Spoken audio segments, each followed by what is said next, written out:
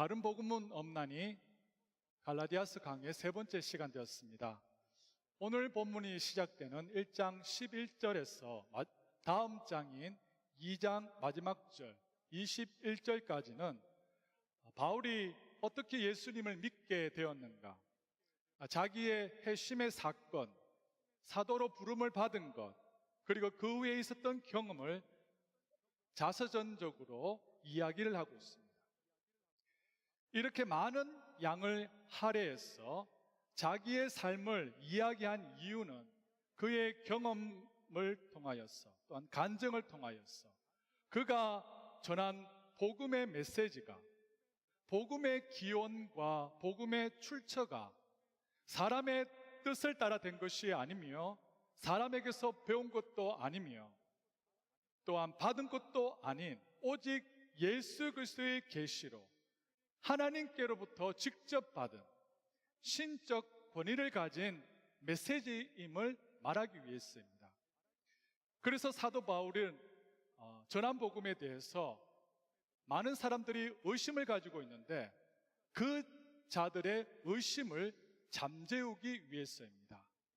본문 우리 1장 11절과 12절 다시 한번 읽도록 하겠습니다. 11절과 12절입니다. 시작. 형제들아, 내가 너에게 알게 하노니 내가 전한 복음이 사람의 뜻을 따라 된 것이 아니라, 이는 내가 사람에게서 받은 것도 아니요 배운 것도 아니요 오직 예수 그리스도의 계시로 말미암은 것이라.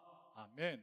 방금 읽은 11절과 12절의 특이한 것은 우리가 지난번에 살펴보았던 갈라디아서 1장 1절에서 그의 사도권을 변호할 때와 비슷한 표현을 사용하고 있다는 겁니다. 우리 스크린을 통하여서 1장 1절을 같이 한번 읽겠습니다. 사람들에게서 난 것도 아니요 사람으로 말미암은 것도 아니요 오직 예수 그리스도와 및 죽은 자 가운데서 그리스도를 살리신 하나님 아버지로 말미암아 사도된 바울은, 여기 보면 오늘 본문과 비슷하게 그가 사도가 된 것, 그것이 사람에게서 난 것도 아니고 사람으로 말미암은 것도 아니라 예수 그리스도와 그리스도를 살리신 하나님 아버지로부터 말미암았 것이 되었다라고, 그의 사도권이 신적 권위를 가졌음을 변호하고 있습니다. 이렇게 1절에서는 그의 사도권이 신적 권위를 가지고 있음을 변호하듯이 오늘 본문 11절과 12절에서는 그가 전한 메시지 또한 신적 권위를 가지고 있음을 변호하고 있는 겁니다. 12절 하반절에 보시면 오직 예수 그리스도의 계시로 말미암은 것이라고 되어 있는데, 여러분 여기에서 오늘 본문에서 가장 중요한 단어가 나오는 것을 볼 수 있습니다. 그것은 계시라는 단어입니다.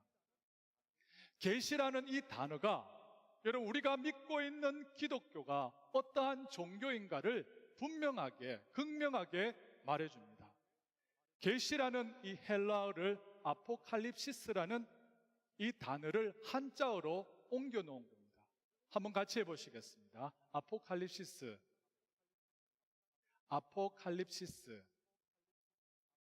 이 계시라는 이 헬라어 단어 아포칼립시스라는 이 단어의 뜻은 열어서 보여준다는 겁니다. 열어서 보여준다. 하나님께서 자기 자신을 우리에게 열어서 보여준다는 뜻입니다. 이 말의 의미에 내포되어 있는 것은 죄인된 인간이 하나님을 알 수 있는 유일한 방법은 우리가 스스로 찾아가서 하나님을 아는 것이 아니라 하나님께서 자기의 계시를 통하여서 우리에게 자신을 우리에게 열어 보여줄 때에만 가능하다는 겁니다. 여러분 이것이 우리가 믿는 기독교가 다른 종교와 뚜렷하게 구별해주는 한 가지의 요소입니다. 여러분 이 땅에는 많은 종교들이 있습니다. 그런데 기독교를 제외한 모든 종교는 인간이 자기의 공로, 노력을 통하여서 스스로 하나님을 찾아가 구원을 얻을 수 있다고 가르치는 이러한 자력 구원, 행위 구원을 말합니다. 그래서 인간은 온갖 방법을 다 동원해서 하나님이 자기에게 임하게 하기 위해서 예를 씁니다. 예를 들어서 불교에서는 8정도를 통하여서, 힌두교에서는 신일 합의를 이루는 수령과 요가를 통하여서, 그리고 이슬람교에서는 선행과 공덕을 통하여서 인간이 스스로의 노력을 통하여 구원을 이룰 수 있다라고 주장합니다. 하지만 인간이 자기의 스스로의 힘과 능력으로 구원을 이룰 수 있다는 것은 사실이 아니라는 겁니다. 만일 인간이 스스로 구원을 이룰 수 있다면 처음부터 인간에게는 구원을 받아야 할 이유가 없었을 것입니다. 인간 스스로가 구원할 수 있는 것은 자기가 가지고 있는 자원, 자기가 가지고 있는 능력이 완전할 때만 가능한 겁니다. 그런데 성경, 특별히 로마서 3장 23절에 어떻게 말씀하고 있습니까? 모든 사람이 죄를 범하였음에 하나님의 영광에 이르지 못하였더니, 모든 사람이 죄를 범하였음에 하나님의 영광에 이르지 못하더니 라고 말씀합니다. 성경은 죄 가운데 있는 인간은 자기 스스로의 힘으로는 하나님의 영광에 이를 수 없다라고 말씀합니다. 그러므로 인간이 스스로 구원을 얻을 수 있다라는 이 자력 구원은 모순이고 환상이며 거짓이라는 거예요. 오늘 본문에 보면 사도 바울 그 자신도 자기가 예수님을 인격적으로 만나기 이전에는 율법을 지킴으로, 자기의 종교적 열심으로, 스스로의 힘으로 구원을 얻으려고 노력했다라고 고백하고 있습니다. 본문 13절과 14절 읽겠습니다. 내가 이 유대교에 있을 때 행한 일을 너희가 들었거니와 하나님의 교회를 심히 비판하여 잔해하고 내가 내 동족 중 여러 영겁자보다 유대교를 지나치게 믿어 내 조상의 유전에 대하여 더욱 열심이었으나, 바울은 예수 그리스도와 개인적인 인격적인 만남을 가지기 이전에 하나님을 믿었고 열심을 다하여 하나님을 섬겼던 자입니다. 14절에 바울이 고백하기를 내가 내 동족 중 여러 영갑자보다 유대교를 지나치게 믿어 내 조상의 유전에 대하여 더욱 열심이었다라고 고백하고 있습니다. 바울은 예수님을 만나 중생, 거듭나기 이전에 수많은 종교적인 행위를 이미 달성한 자입니다. 안식일을 지켰고 할례를 받았고 음식법과 구약의 절기를 지켰습니다. 종교적, 도덕적 의로움을 추구하는 열정은 그가 살았던 당시에, 그의 당대에 어느 누구도 그를 따라올 자가 없었던 겁니다. 그리고 이러한 자기의 의의 성취는 바울 자신으로 하여금 더욱 교만하게 만들었습니다. 그 결과 어떻게 되었습니까? 본문 13절 하반절에 보면 하나님을 믿는 자기의 열심으로 하나님의 교회를 심히 박해하여 멸하려고 했다라고 고백하고 있습니다.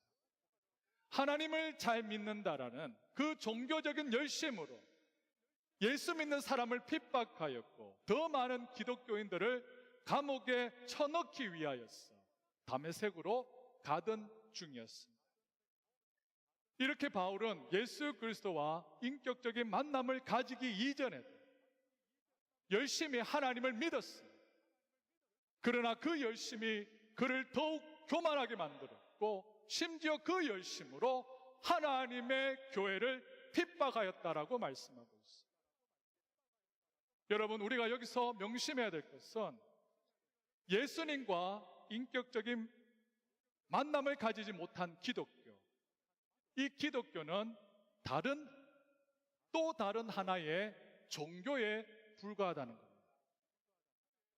이러한 종교는 하나님의 이름으로, 알라의 이름으로 중세시대의 십자군 전쟁, 지금 IS의 테러 같은 어떠한 악한 일도 종교적 열심으로 포장하였어 서슴없이 이러한 일들을 행할 수 있다는 겁니다.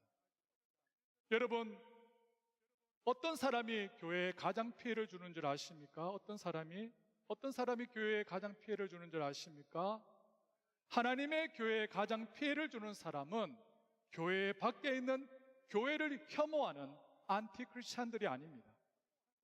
교회 밖에 있는 이방 종교들이 아니라는 겁니다. 하나님의 교회에 가장 피해를 주는 자들은 예수님과 개인적인 인격적인 만남, 즉 중생, 거듭남 없이 단지 종교적 자기 열심만으로 믿는 사람들입니다. 오늘 본문에 나오는 사도 바울이 다메섹 도상에서 예수님과 개인적인 인격적인 만남을 가지기 이전에, 거듭나기 전의 모습과 같이 하나님을 믿는 열심으로 성도를 핍박하고 하나님의 교회를 핍박하듯이 예수님과 개인적으로 만나 거듭나지 못한다는, 이러한 사람들이, 이러한 분들이 자기의 열심으로 교회를 핍박할 수 있다는 거예요. 열심히 교회를 봉사할수록, 열심히 교회를 섬길수록 다른 성도들에게 상처를 주고 하나님의 교회에 피해를 주게 된다는 거예요. 그러므로 교회 안에서 여러분, 우리가 봉사하기 이전, 섬기기 이전에 가장 먼저 선행되어야 되는 것은 뭐냐면, 하나님께서 다메섹 도상에서 사도 바울을 만나 주셨던 것처럼 저와 여러분들이 하나님의 계시인 성경 말씀을 통하여 하나님과 인격적인 만나는 이러한 사건이 필요한 줄 믿습니다. 예수님을 개인적으로 만나는 인격적인 만남이 있어야 된다는 겁니다. 믿으십니까? 사랑하는 성도 여러분, 여러분들의 신앙을 점검해 보시기를 원합니다. 나는 진실로 예수님과 인격적인 만남을 가졌는가? 나는 진실로 예수 그리스도의 보혈로 거듭났는가? 나의 인생의 주인 대신 또 나의 인생의 주권을 예수님께 드린 경험을 가진 적이 있는가? 여러분, 이러한 질문을 진지하게 여러분 자신에게 해보아야 됩니다. 제가 간절히 바라기는 오늘 예배 가운데 참석하는 모든 성도님들, 예수 그리스도와 인격적으로 만나 거듭나지 못한 분이 만약 계시다라면 오늘 이 시간 예수님을 나의 주, 나의 하나님으로 믿어지는, 거듭나는 성령의 은혜가 있기를 기도합니다. 그렇다면 예수님과 인격적인 만남을 가진 자, 그 거듭난 자의 특징이 무엇인 줄 아십니까? 자기의 도덕적으로 또한 종교적인 행위와 열심이 아닌 오직 하나님의 은혜만으로 내가 구원을 얻었다는 깨달음이 있는 것이 예수님과 개인적인 인격적으로 만난 자의 가장 큰 특징이라 할 수 있습니다. 그래서 본문 15절에 사도 바울이 어떻게 고백하고 있습니까? 그러나 내 어머니의 태로부터 나를 택정하시고, 어떻게 말씀하고 있습니까? 그 은혜로, 맞죠? 그 은혜로 나를 부르시니까 라고 되어 있습니다. 은혜로 나를 부르셨다. 여러분, 은혜라는 말이 제가 뭐라고 말했습니까? 은혜로 나를 불렀다는 것은 아무런 자격이 없는 나를, 나의 죄를 인하여서 지옥의 아랫목에 갈 수밖에 없는 나를 하나님께서 그의 자비하심으로 부르셨다는 뜻입니다. 바울은 그가 하나님의 자녀 된 것이나 더 나아가서 사도로 부르심을 받은 것이 그에게 무슨 자격이 있는 것이 아니라, 비록 나는 뼛속까지 죄인이지만 그럼에도 불구하고 하나님께서 나를 그의 자녀로 받아주셨다, 맞아주셨다는 깨달음이라는 겁니다. 그리고 다메섹 도상에서 예수님을 만나는 이 사건이 인생의 터닝 포인트, 인생의 대전환점이 된 것을 우리가 볼 수 있습니다. 사랑하는 성도 여러분, 그러므로 저와 여러분들이 성경적으로 바른 신앙생활을 하려면, 우리가 건강한 신앙생활을 하려면 예수님을 인격적으로 만나는 여러분들만의 다메섹 도상의 사건이 꼭 필요하다는 거예요. 예수 그리스도를 인격적으로 개인적으로 만나 터닝 포인트, 전환점이 여러분의 삶에 반드시 필요하다는 거예요. 우리가 명심해야 될 것은 얼마나 오랫동안 교회를 출석했는가. 신앙의 연수 자체가 우리의 믿음을 절대 변화시킬 수 없습니다. 목사, 장로, 권사, 집사, 여러분 이러한 직분 자체가 우리 자신을 변화시키는 것이 아니라는 겁니다. 또한 내가 지금 하고 있는 봉사와 섬김이 근본적으로 나를 변화시킬 수 없다는 것. 예수 그리스도의 십자가의 복음만이 우리를 변화시킵니다. 예수 그리스도와 인격적인 만남만이 우리를 변화시킵니다. 그러므로 여러분, 교회에 나와서 가장 중요한 것은 뭐냐면 봉사와 섬김이 아니라, 다른 사람과 교제하는 것이 아니라 예배를 통하여서 삼일체 하나님과 인격적으로 만나고 경험해야 됩니다. 예배의 본질은 살아계신 성삼위 하나님과 그 백성들과 인격적으로 만나는 초자연적인 사건입니다. 제가 간절히 바라기는 오늘 이 예배 가운데 하나님께서 여러분들을 만나주시는 은혜의 역사를 경험할 수 있기를 원합니다. 그렇다면 여러분, 그리스도와 인격적인 만남을 가졌을 때, 바울이 구원을 받았을 때 하나님께로부터 받은 무슨 사명을 받았습니까? 그가 받은 사명은 우리의 구원자 되신 예수님을 증거하는 사명을 받았다라고 오늘 본문은 말씀하고 있습니다. 15절과 16절 다 같이 한번 읽겠습니다. 시작. 그러나 내 어머니의 태로부터 나를 택정하시고 은혜로 부르시이가 그 아들을 이방에 전하기 위하여 그를 내 속에 나타나시 기뻐하실 때 내가 곧 혈육과 의논하지 아니하고. 16절 상반절에 뭐라고 말씀하고 있습니까? 그 아들을 누구에게? 이방에 전하기 위하여 라고 말씀하고 있듯이, 이 사건은 사도행전 9장에서 사도 바울이 예수를 믿는 자를 핍박하기 위하여 다메섹 도상으로 가는 도중에 단지 예수님을 개인적으로 만나 중생, 거듭남을 경험했을 뿐만 아니라 이와 같이 이방인에게 예수 그리스도의 복음을 전하는 사명 또한 받았다라고 말씀하고 있습니다. 스크린을 통하여서 사도행전 9장 15절, 16절 다 같이 한번 읽도록 하겠습니다. 시작. 주께서 이르시되 가라, 이 사람은 내 이름을 이방인과 임금들과 이스라엘 자손들에게 전하기 위하여 택한 나의 그릇이라. 그가 내 이름을 위하여 얼마나 고난을 받아야 할 것을 내가 그에게 보이라 하신. 사도행전 9장에 나오는 이 다메섹 도상에서의 바울의 회심과 이방인을 위한 선교 사명을 받은 이 사건은 인류 역사를 바꾸어 놓은 아주 중요한 계기가 됩니다. 다메섹으로 가는 도중 바울이 예수님을 만난 이 사건은 어떻게 보면 예수께서 십자가에서 죽으시고 부활하신 그 사건 다음에 가장 중요한 사건이라고 할 수 있습니다. 왜냐하면 이 팔레스타인에 머물러 있는 한 특정한 지역에 머물러 있던 이 기독교가 다메섹 도상에서 예수님을 만난 이 바울이 이후에 세 차례의 전도 여행을 통하여 유럽과 전 세계로 퍼져나가게 되어 오늘날의 기독교로 성장하는 결정적인 계기가 되었기 때문입니다. 그러므로 여러분, 그렇다면 성도 여러분, 다메섹에서 하나님께서 바울을 만나 주셨던 거죠. 여러분들에게 예수님을 인격적으로 만나는 사건이 있었습니다. 지금 영생의 축복, 구원의 축복을 누리고 계십니까?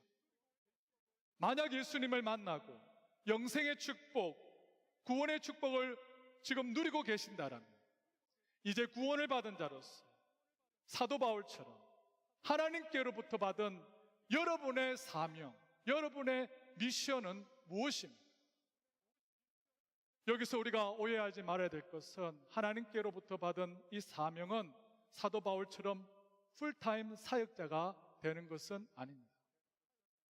목회자가 되고 선교사가 되라는 이야기가 아니라는 겁니다. 여러분들이 지금 가진 직업을 통하여서, 지금 여러분들이 공부하는 그 전공을 통하여서 하나님께 받은 그 축복을 나누는 자가 되라는 뜻입니다. 특별히 저는 우리 교회를 볼 때 바울과 같이 먼저는 순전한 복음을 경험하여 또한 하나님께로부터 사명을 받은 자들이 세워지는 이러한 비전을 보게 됩니다. 우리 교회가 있는 이 버팔로 지역은 버팔로 주립대학을 비롯한 여러 대학들이 있습니다. 이곳에는 20, 30대의 많은 젊은이들이 자기의 미래를 위하여 공부하고 있습니다.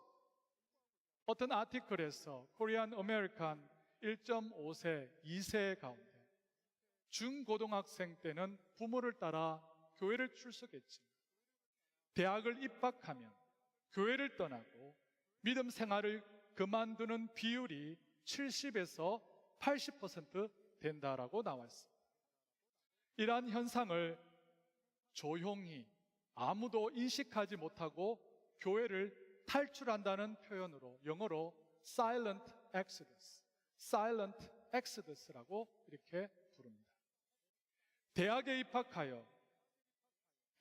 입학하면 고등학교까지 신앙생활을 했던 학생 중에서 80%가 교회를 떠나고 믿음 생활을 그만두게 되는 안타까운 일들이 지금 일어나고 있다는 겁니다.